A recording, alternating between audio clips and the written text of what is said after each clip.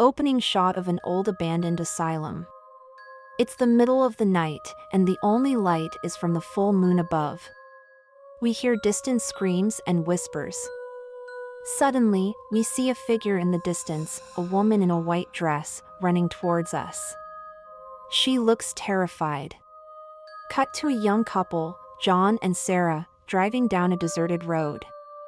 They're on their way to a weekend getaway, and Sarah has found an old, abandoned asylum online. She convinces John to check it out, despite his reservations. They arrive at the asylum and begin exploring. As they walk through the dark, creepy halls, they start to hear strange noises. Doors creaking, footsteps, whispers. Sarah is excited and wants to keep exploring, but John is getting increasingly scared. He suggests they leave, but Sarah wants to stay a little longer.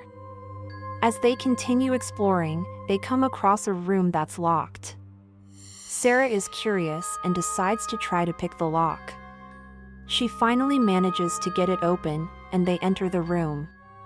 The room is filled with old medical equipment, and they realize it was used for experimental treatments on patients. Suddenly, they hear a scream, and they turn to see a shadowy figure standing in the corner. They try to leave, but the door slams shut behind them. The couple is now trapped in the room. They start to hear strange noises and see shadowy figures moving around them.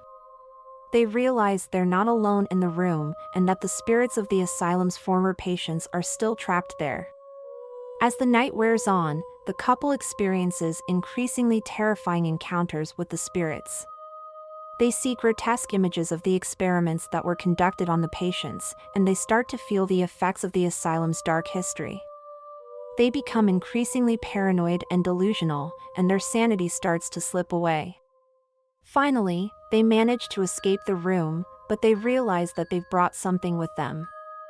They're now being followed by the spirits of the asylum, and they have to find a way to put an end to the haunting before it's too late. They turn to a local historian, who tells them about the dark history of the asylum and the experiments that were conducted there. He also tells them about a ritual that can be performed to banish the spirits. They gather the necessary items and perform the ritual. In a final, intense climax, the couple is confronted by the spirits of the asylum. They manage to banish the spirits, but they're left traumatized by the experience. They leave the asylum, grateful to be alive, but haunted by the shadows within.